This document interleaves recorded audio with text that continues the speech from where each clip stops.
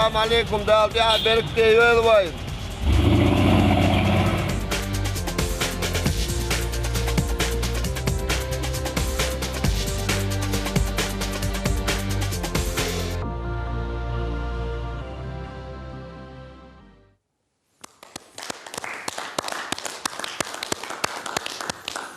Добрый вечер, дорогие друзья. В эфире «Час спорта».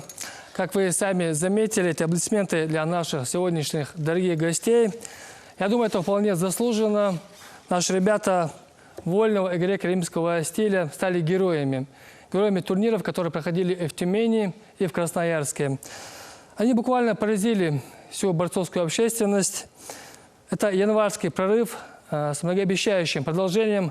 Я так думаю, но это наше мнение. А так ли это на самом деле, мы спросим у наших гостей. Слово Геннадию Сулейменко. Добрый вечер, дорогие друзья. Ну что, для начала я представлю тех, кто пришел к нам сегодня в студию. Начнем, разумеется, с Бувайсара Сайтиева, трехкратный олимпийский чемпион. Нынче президент Федерации спортивной борьбы Чеченской Республики. Добрый вечер. И давайте далее. Очень важная поправка. Советник главы Чеченской Республики. Это действительно очень важное.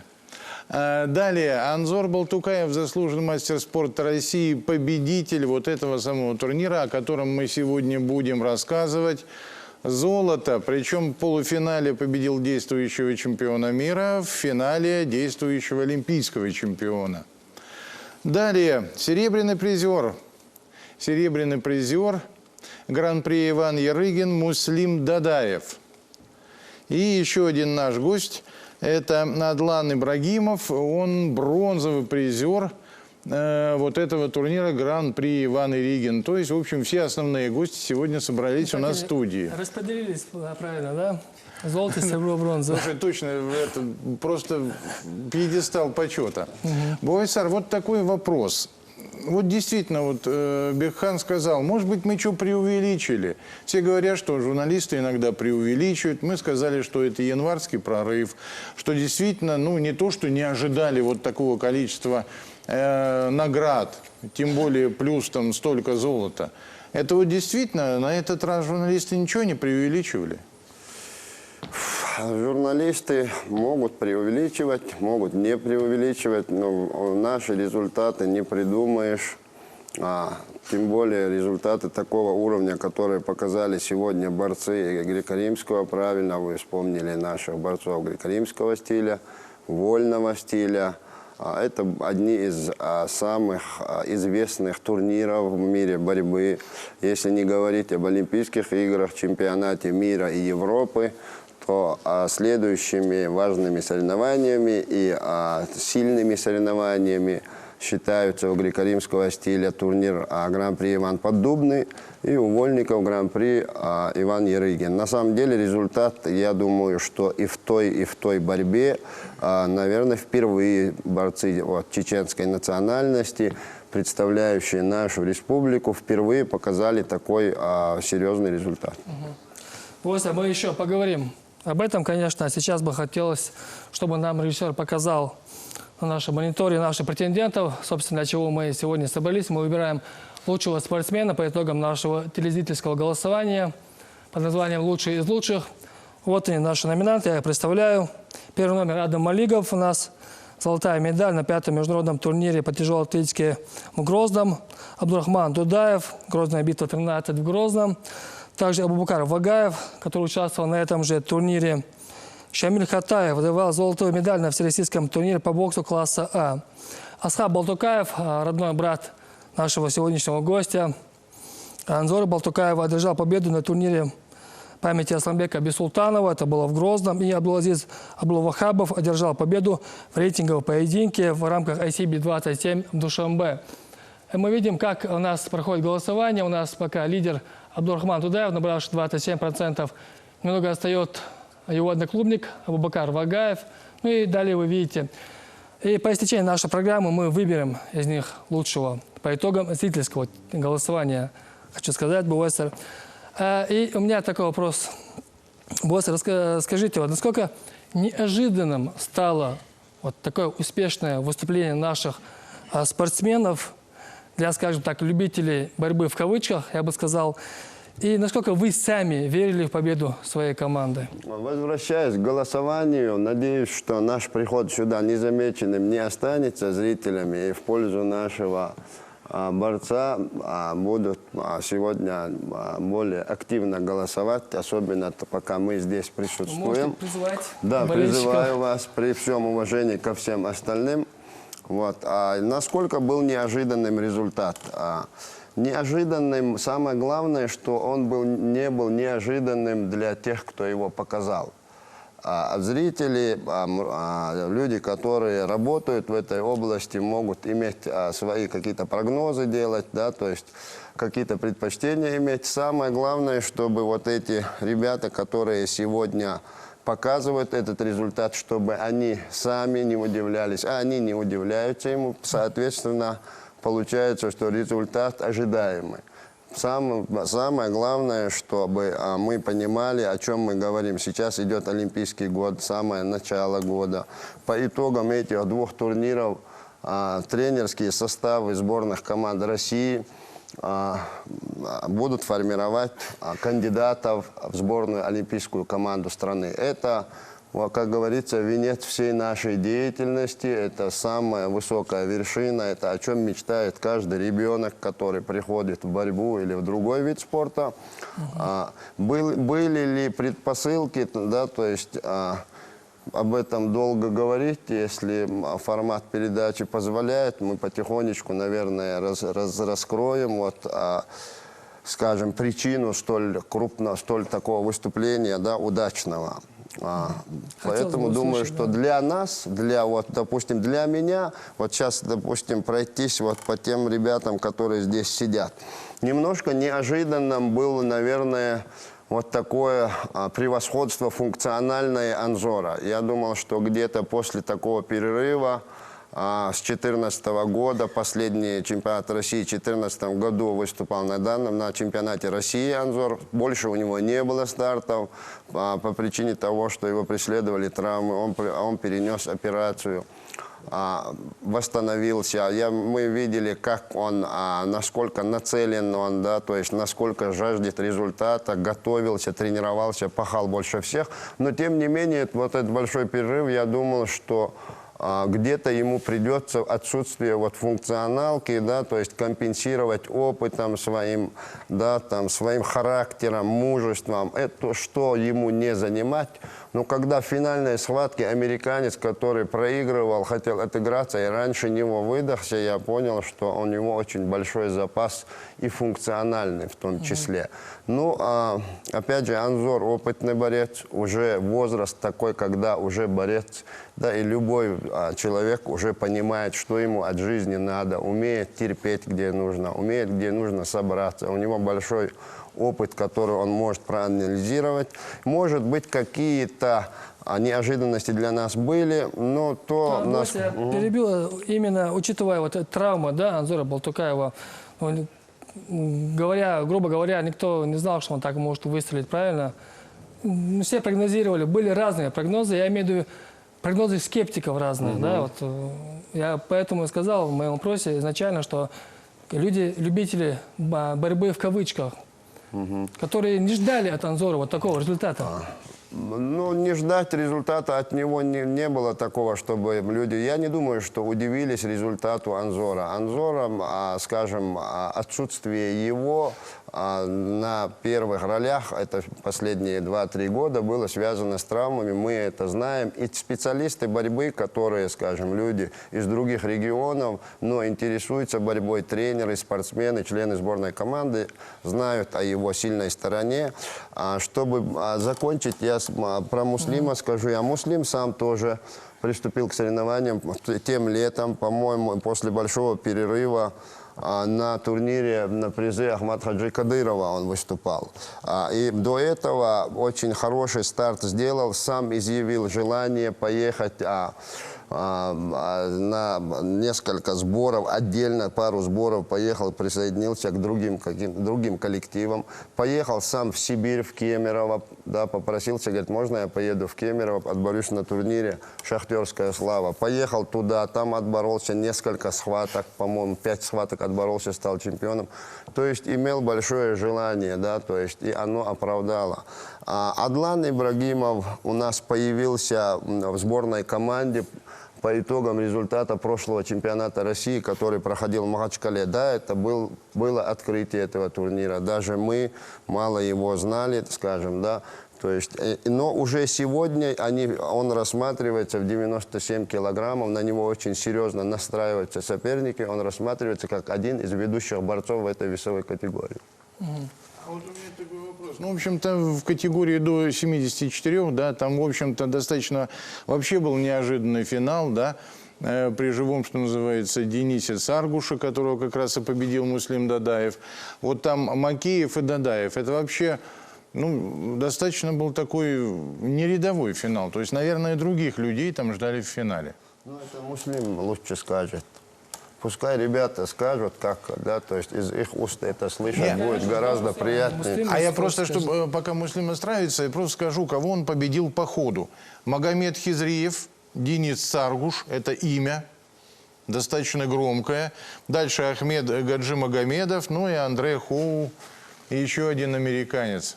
2 победил вот у нас Анзор Балтукаев, еще одного. Не везло на этом Муслим турнире Дадаев, американцам, да. хотелось бы отметить. Муслим, вот этих 4 человек, ну, вот, наверное, нужно по поводу Саргуша. Он, в общем-то, 2 поражения по ходу потерпел. И первое, по-моему, вот как раз от тебя. Было трудно с ним бороться? Ну, как сказать, трудно. Схватка у меня сложилась, так сказать, не особо и трудно. Труднее, наверное, и там спорная была, там плюс там были вопросы в этой схватке с Ахмедом Гаджимагомедовым. С Саргушем у меня не так уже сложно пошла эта схватка. Если сказать неожиданностью, да, наверное, если в таком уровне, в таких турнирах, если человек борется, спортсмен, у него не должно быть, по-моему, сомнений, что он может выйти в финал или стать чемпионом. У меня не было, например, сомнений ни с Саргушем, ни с другим. Конечно, я их всех уважаю, и я знаю, что сильные борцы. Про Саргуша то же самое. Он один из лидеров. Но я выходил с ним не проигрывать. Выходил просто бороться. Я выходил бороться и выигрывать. А вот твой соперник по финалу Заур Макеев сказал, что, вот, дескать, мне немножко больше повезло, чем Муслиму Дадаеву. Вот там как? Ну, тоже, в общем-то, равная схватка была. У нас равная пусть была, но он имел в виду, наверное, что его сторона была чуть полегче. Он в полуфинале выиграл неплохого, хорошего, ну, тоже бывший чемпион России. Позапрошлом году, что ли, он выигрывал. Этот Кахабер Хубеш, он его выиграл в полуфинале, тоже в равной схватке, но он выиграл. Остальных ребят я сейчас даже не знаю кого, но особо таких там не было. Может, он это имел в виду. Но как бы не было, он сказал, что вот финал в борьбе выиграл, с тобой в финале вот чуть ему больше повезло. Муслим, ну ты проиграл в финале, да? За пассивное ведение схватки, правильно? Да. Ты согласен с решением судейства? Ну, Положил как руки сказать? на сердце, признайся нам. Нет, можно, ну там, конечно, были моменты, что во втором периоде могли бы и ему дать пассив. Там с его стороны тоже, например, я смотрел эту схватку после в Ютубе, и я не видел, чтобы с его стороны, чтобы были такие-то атаки, чтобы он там лез в борьбу, да. Пусть вначале он где-то дергался, опять-таки я бы не сказал бы, что он какие-то приемы делал, вроде такие показательные, но это... То есть ты не согласен, правильно? Хорошо, тогда, Бувайшар, вы согласны, не согласны? Я могу добавить по этому поводу, на самом деле, очень хороший подход к схватке, к анализу. Никогда не надо искать причины там, где ты не можешь на нее повлиять. Вот если ты будешь всегда направлять стрелки на себя, скажем, на судей повлиять мы не можем, там, на соперника не можем, да, то есть на какие-то факторы, которые от тебя не зависят, если ты будешь ссылаться на них, то тебе будет тяжело исправить ситуацию и завтра утром как бы во всеоружие подойти. Но показательно данной схватки, конечно, мы как чисто логически, Муслим выиграл чисто рабочий балл, а получается, Завуру Макееву судьи дали балл за некую пассивность. При том, что следующий период также прошел при той же борьбе, да, то есть можно было дав раз сюда, дать сюда, и при этом случае Завур Муслим бы выигрывал. Но, как говорил мне всегда мой тренер Дмитрий Григорьевич Миндиашвили, если ты дашь повод, непременно найдутся те, кто сможет этим воспользоваться. Вот. Бывают у нас в борьбе, ну, кого не засуживали. Если будешь много на это обращать внимание... Частенько бывает. У нас часто меняются правила, практически вот последние годы. И судьи, скажем, имеют возможность где-то повлиять на ход схватки. Но наши ребята всегда выходят настроенные, чтобы победить и судью, чтобы победить и соперника, чтобы победить весь этот зал, чтобы он был на твоей стороне, ты своим поведением, своей честным отношением к сопернику, да, то есть... как мы видели, Муслим не апеллировал к судьям, там, не показывал там где-то «дайте мне, дайте ему». Вот это настраивает за тебя зал, это тоже очень важно. Я думаю, что где-то иногда на каком-то этапе поражение лучше, чем победа. Вот этот турнир я рассматривал только как подготовительный этап их к Олимпийским играм. В данном случае они отличную работу провели. Самое главное, чтобы сейчас не возникла шапкозакидательского настроения. Впереди очень тяжелая работа, очень тяжелая работа. Где-то мы можем даже допускать, что некоторые сборные команды там, регионов даже сознательно, может быть, там, скажем, Гадисов не боролся, да, ну, у него травма. Скажем, другие ребята, может, молодые какие-то осетины завтра утром могут в 97, они всегда в тяжелом весе есть.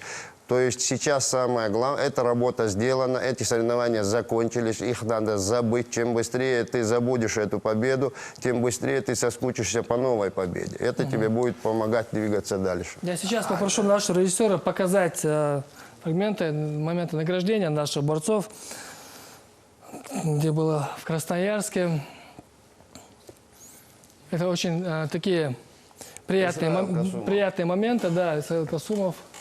А вот по поводу Исраила Касумова, да, ему задавали вопросы журналисты, каково вам было бороться в родных стенах, имея в виду город Красноярск, да? Вот Исраил Касумов, как говорится, наш или красноярский? Анзор может очень хорошо говорить, Адлан может очень хорошо говорить. Я не хочу... как Анзору у нас еще масса Ну хорошо, вопросов. про Исраила Касумова, наверное, вопрос адресован правильно. Я вместе со мной в Красноярске много лет тренировался. Я помню его совсем маленьким мальчиком, я помню его отца покойного, Далгеш Дойлчун. Они родились в Сержинюрте, в раннем возрасте, их 3 брата. Сперва Асхаб ходил старше него, сейчас он работает тренером в Сержинюрте. Потом Исраил появился, быстро вырос, я даже не успел его заметить, как он вырос. Потом уже мы с ним в одной паре, я с ним тренировался, он боролся в 70 килограммов. Сегодня, к сожалению, Исраил официально представляет Красноярский край и город Москву. Есть такая практика для того, чтобы одному региону не было тяжело вести, скажем, своих спортсменов, их надо кормить, им надо зарплату платить, надо на соревнования. Минспорт решил, что возможно представлять 2 региона, и эти оба региона получают 100% очки за его выступление. Официально Исраил Касумов представляет команду Красноярского края и Москву. Но при желании, при его личном желании, он, если обратиться к нам, попросит, что мы можем ему организовать то, что один, скажем, Москва, это ему абсолютно не родной регион, в силу каких-то обстоятельств многие наши спортсмены выехали. Это серьезная проблема для нас. Мы сейчас пытаемся всех их вернуть домой. Но чтобы его вернуть домой, там ему создают какие-то условия, мы их здесь ему должны компенсировать. Только из-за этого где-то у нас ребята еще остаются на Но он стороне. как бы должен пойти на некоторые уступки, я так думаю, нам. Мы должны ему пойти на уступки. Он молодой мальчик, ему надо еще семью завести, дом построить, обеспечить То есть своих мы родственников. не можем создать не таких мо- условий ему, Да. какие есть в Красноярске.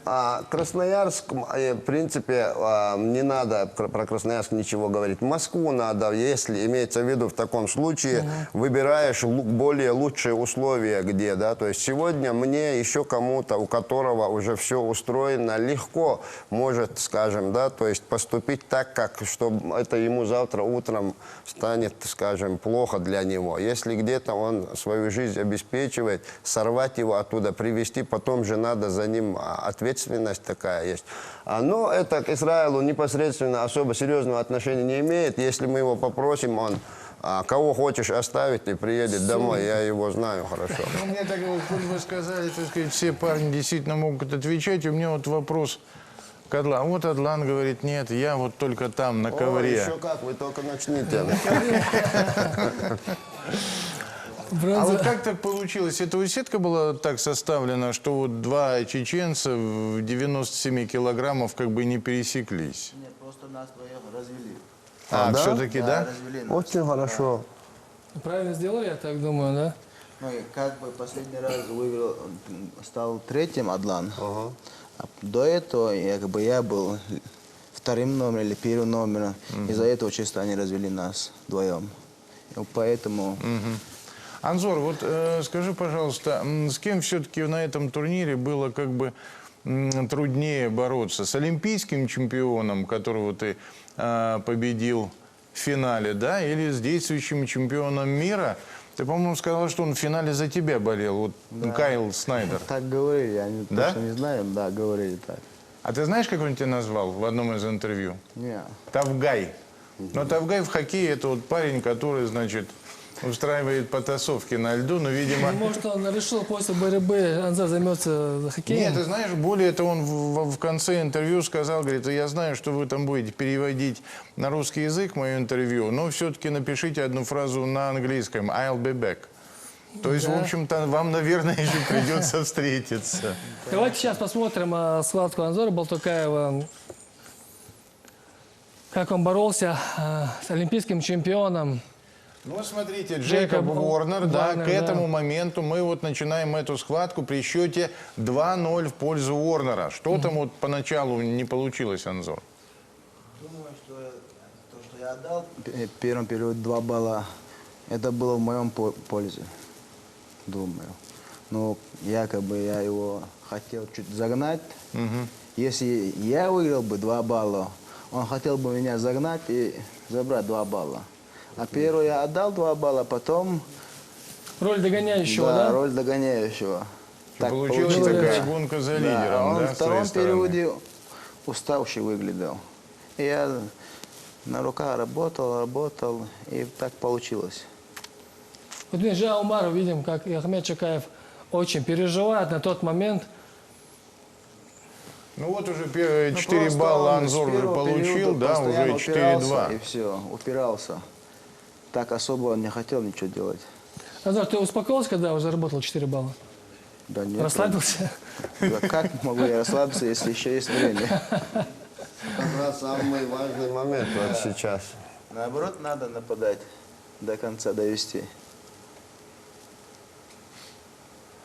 Но правильно говорит Анзор. Если будешь стоять, ждать здесь, ты можешь проиграть, опять же, те же 2 балла, и уже он последнее действие его в его пользу уже все поменяется. Легче здесь, наверное, где-то еще до его дальше добить уже. Еще 2 балла уже будет 4 отыграть тяжело. И так и поступил Анзор. Просто после операции тоже не могу прямо пройти в ногу. Все равно сковано было. Все-таки есть, да, остаются проблемы еще со здоровьем? Я, на тренировке я так особо не дал внимания. Проходим ноги, поэтому не получалось как бы. Анзор, вот Булаев сказал, что вот, ну, действительно, ты долго не был на соревнованиях, вот он ковер, да, противник, зал, вся вот эта атмосфера, ты долго в ней не был. Долго привыкал, или что называется, как... После первой схватки все уже уходит. Все, да? Да, уходит. После первой схватки. Первая схватка самая трудная бывает, как обычно. А вот это самое сальто, это вот в этой схватке будет? Или в полуфинале у тебя было? Мне кажется, одинаково здесь. было. Не, в полуфинале было. Полуфинале, это. да, В полуфинале, да. Сальто, в полуфинале это Ну, было. то есть сальто. сказали, Анзор Балтукаев, это, пожалуй, единственный борец в этой весовой категории, который, вот, по примеру Бекана Гуйгереева, от прохода в ноги может уйти вот так, сделав сальто. Но все-таки действительно вес такой, и тут Но опа. дело в том, что Анзор начинал бороться в очень маленьких весовых категорий. Очень маленьких весовых категорий и делал все приемы. В чем его отличие, скажем, от таких стабильных тяжей, полутяжей? Он начинал с малых весов, он может делать Он привык, приемы. да, таким вещам. Да, совершенно верно. 42 килограмма первый раз боролся, после этого до 125 Вот буквально секунда боролся. остается, да, до конца этой схватки. Секунда отделяет от золотой медали Анзора Балтукаева. Анзор, ну вот в этот момент, вот Уорнер, ну он хоть вот поднажал немножко или нет? Или уже Хотел да? поднажать, Да? хотел, да. Пытался, как бы я сказал. Ну вот уже секунду набирает еще 4 балла. Анзор уверенно, похлопав своего соперника. А не понравилось американцу, отмахивался. Так вот, может, поэтому и Тавгаем назвал Снайдер. А, Анзор, скажи, а что говорили по поводу Снайдера, который вот в этой схватке за тебя болел? Я не знаю, да, честно. Он просто слышал, что за него болели, и все. Ну, посмотрите на него, он, по-моему, ничего не понял. Он ошарашенный этот американец, он не может понять. А вы говорите, почему вот понять, где он фотография находится. Анзора Балтукаева, да, на всех там порталах, он же, ну, смотрится-то на $1 миллион минимум. Давайте, друзья, немного отвлечемся, посмотрим, как продвигается голосование. Может быть, борцы немного степенулись призывом Буасара Сайтиева. Второй тур у нас голосование. Нет, все-таки пока что у нас 2 лидера образовалось. Абдурахман Дудаев, Абубакар Вагаев, бойцовский клуб «Ахмат». Они у нас лидируют. На второй позиции Шамиль Хатаев, Адам Малигов. А здесь и Абдулазиз Аблоухабов. Ну, против Ахмата, конечно, На третьем. тяжело переть против Ахмата, но все равно подключайтесь, дорогие борцы. Все равно так корректно сказал Все-таки вот Буасар Сайтиев. Буасару Сайтиеву задам вот этот вопрос. Да, народное голосование. Ну вот почему вот народ все действительно склоняется к бойцовским искусствам? Потому что, ну, посмотрите сейчас на Анзора Балтукаева в этой схватке. Ну, не знаю. И что-то как-то бойцов все время как-то народ за них голосует. Это естественный процесс. Сегодня уровень развития клуба «Ахмат», уровень развития всех, вот, скажем, направлений развития данного вида спорта, включая там их крупные соревнования. Буквально позавчера прошла Грозная битва 14, ежемесячно проходит.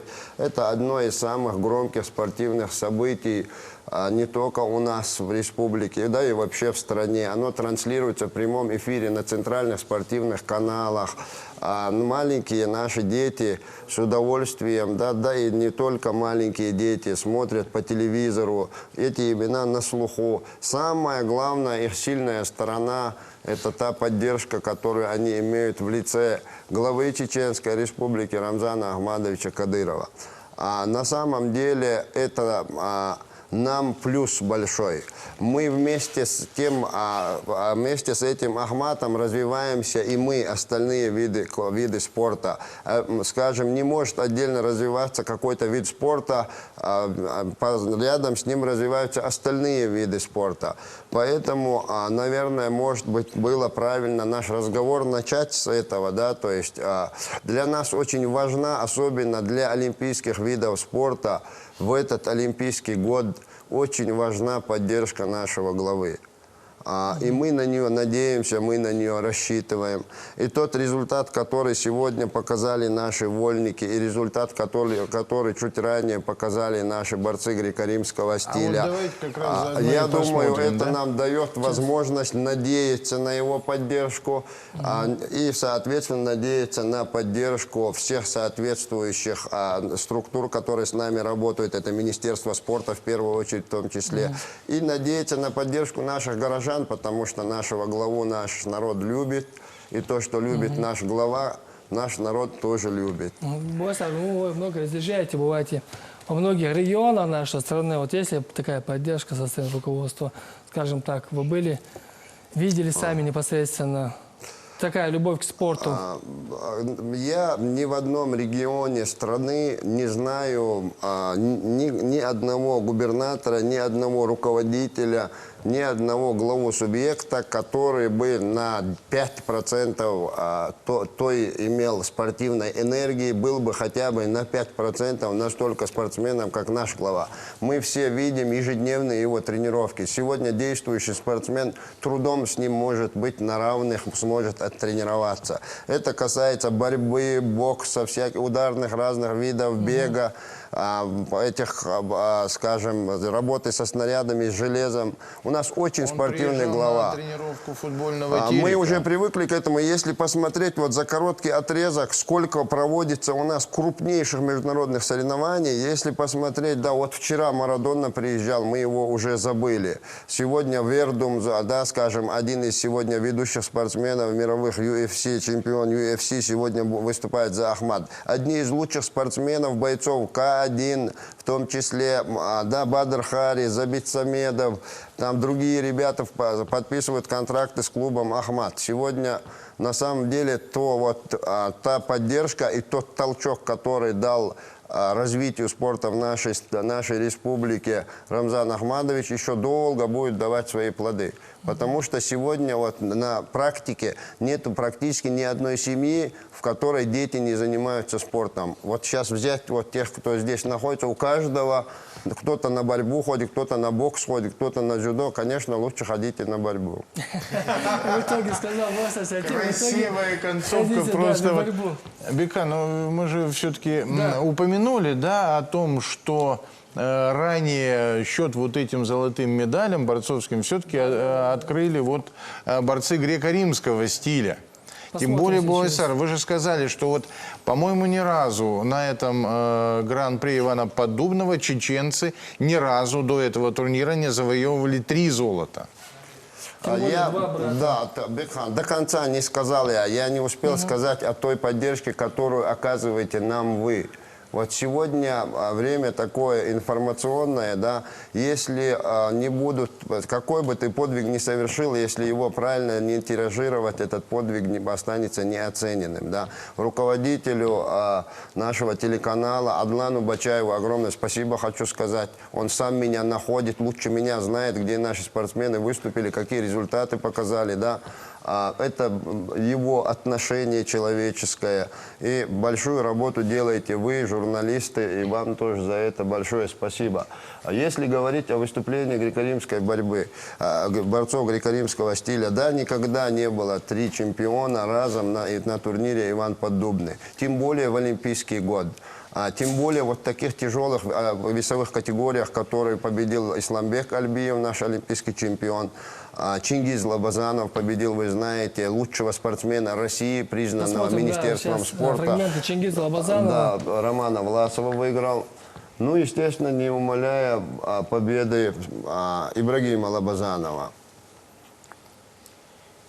Ибрагим Лабазанов. Это Узбек, лучший борец в мире. 2-м был в прошлом году, один из лучших борцов. Да. Я помню. Очень уверенно Ибрашка боролся. На самом деле большой потенциал у Ибрагима. Он очень сдержанный, очень закрытый такой парень. Я думаю, он нас удивит, иншаллах, на Олимпийских играх. Ну, туда еще пробиться надо. Помните, вы как-то в интервью сказали, 1 миллион человек занимается, да, борьбой вольной, а на Олимпиаду должны поехать 7. И как вот отобрать? 6 уже. Ну, теперь уже 6, в ваше время 7. Да, уже 6. Это Исламбек Альбиев в греко-римской борьбе. Накрыть с Наконец-то, наката да, очень дождались тяжело. мы Вы знаете, я вот его.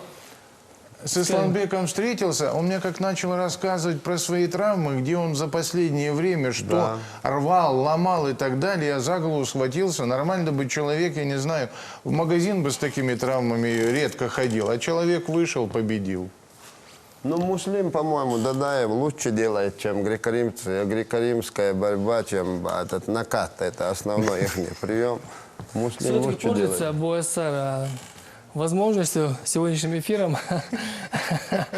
БСР, у меня такой вопрос. Да, триумф наших борцов греко-римского стиля, да? Мы видим вот сейчас и Лобазанов против Власова. И наши борцы вольного стиля очень здорово выступили. У меня такой вопрос именно, БСР, к тебе. Вот такой прогресс наших борцов, он связан с назначением на должность президента Федерации спортивной борьбы Чеченской Республики БСР Сайтиева, или это совпадение? Мне, конечно, хотелось бы, чтобы это было связано с моим участием. Но, конечно, смешно об этом говорить. Я буквально несколько дней, как только приступил к этой деятельности, очень мало, к сожалению, смог принять участие в их подготовке. На самом деле, вот это очень тяжелая работа. Ее надо выходить и самому делать. Практически 99,9% сделали они сами. Ну и мы, тренерский состав, да, руководство федерации, наверное, какое-то отношение имеем.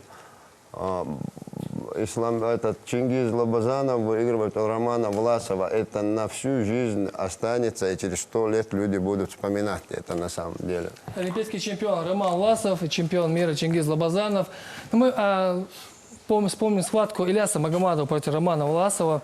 То же самое, та ситуация с судейством, скажем так, были какие-то проблемы. УСР, ну, эта проблема всегда остается открытой. На самом деле очень сильно ополчились эти руководство Федерации борьбы, судейский корпус против Ильяса Магомадова. Мне это тоже очень не нравится. Мы сейчас на такой стадии, что выстраиваем отношения с руководством греко-римской борьбы. Я сам ездил к ним на сбор, встречался с Гоги Мурмановичем, общались, да, пытались, и надеюсь, что у нас получился очень хороший контакт. Надеюсь, что мы его в дальнейшем будем развивать. Здесь все борцы-братья у нас так любят всегда за столом говорить, независимо какой национальности, с какого региона ты. И нам надо находить друг другом общий язык. Вот эти вещи, они ущерб идут всему, в целом развитию борьбы.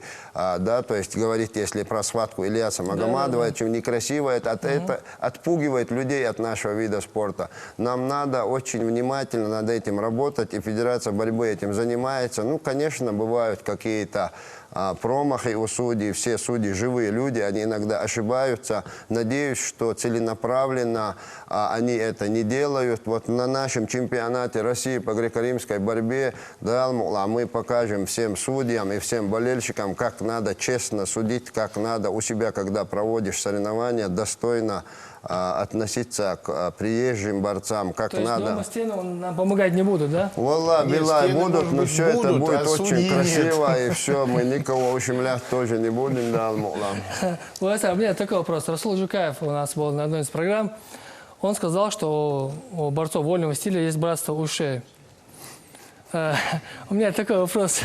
А борцы греко-римского стиля как бы с вами вы пустили?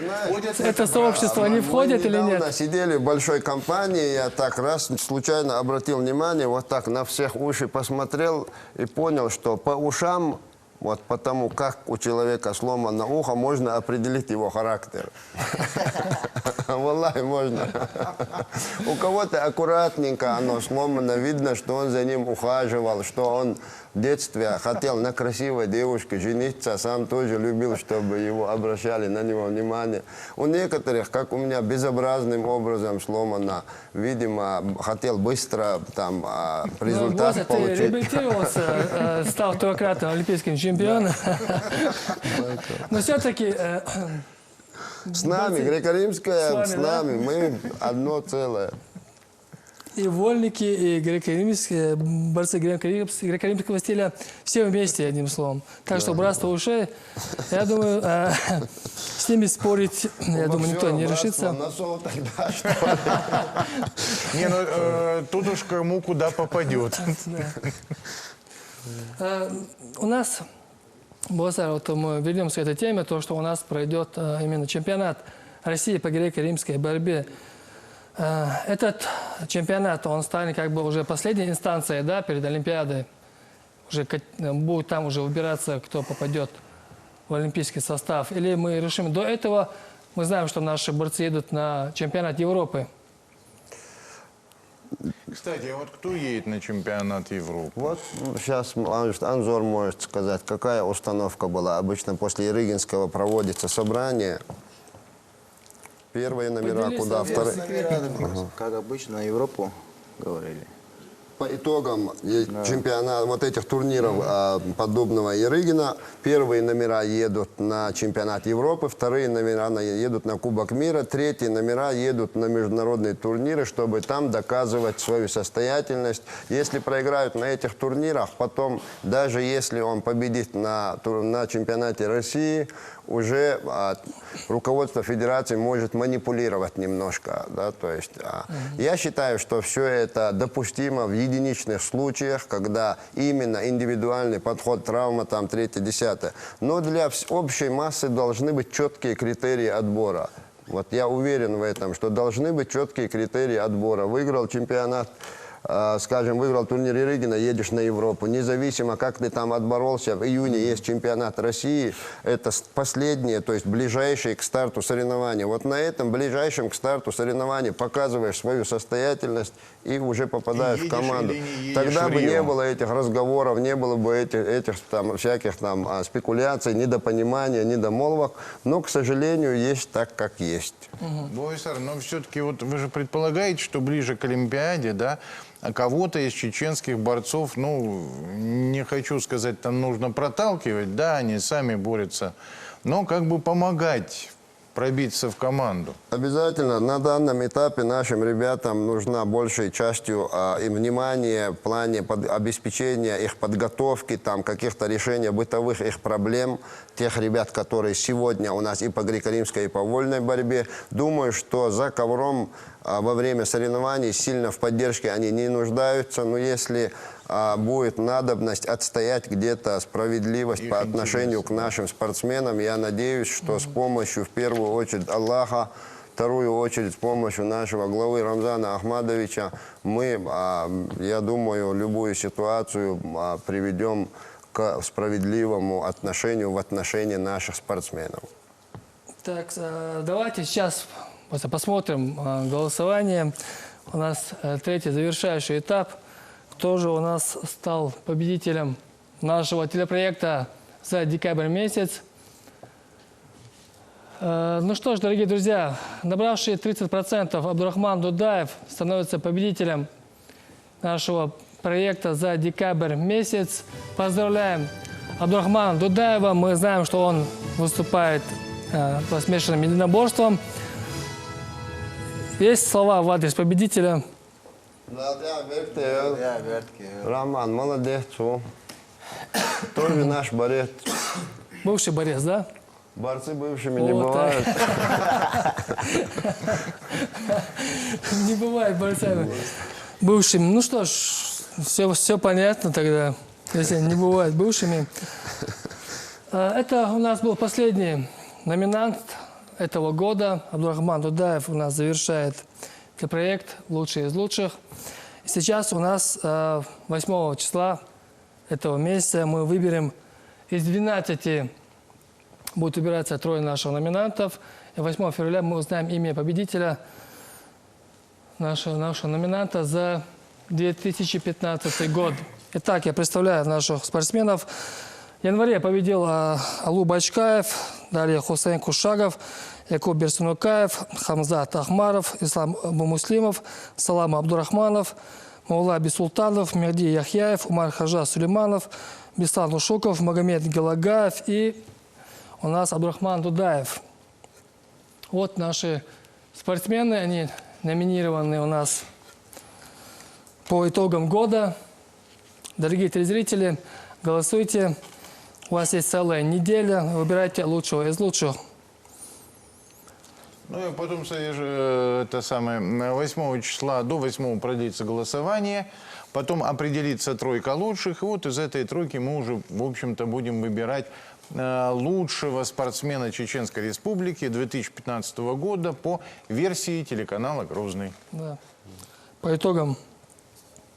Ну что ж, Буайсар, я думаю, что у нас получилась такая хорошая беседа, полноценная.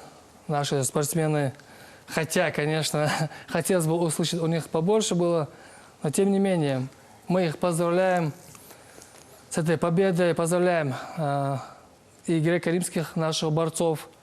И, конечно же, Буайсар, как вы скромно отметили, это как бы пока что не ваши заслуги, нет, мы с этим не согласимся, это и ваша заслуга, в том числе. Чундейл Рейсхил.